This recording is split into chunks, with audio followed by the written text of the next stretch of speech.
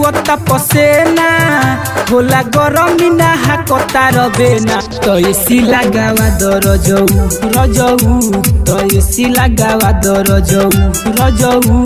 तो एसी लगावा रजऊ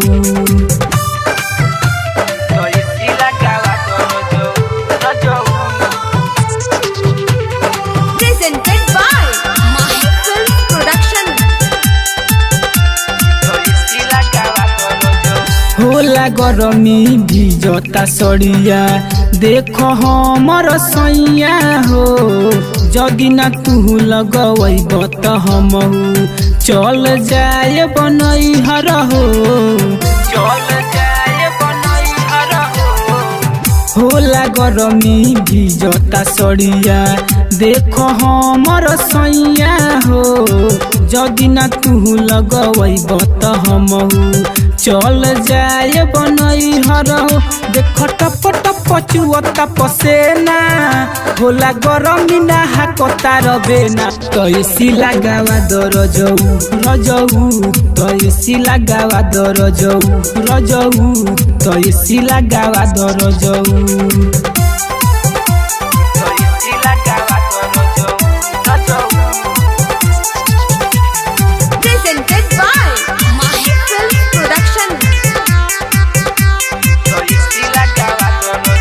सोनू सूरज मानेलो ना बतिया बाहर कैसन मरद हो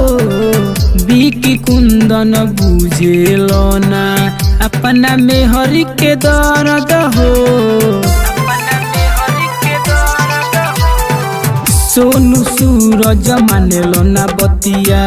बाहर कैसन मरद हो बिकी कुंदन बुझेलो ना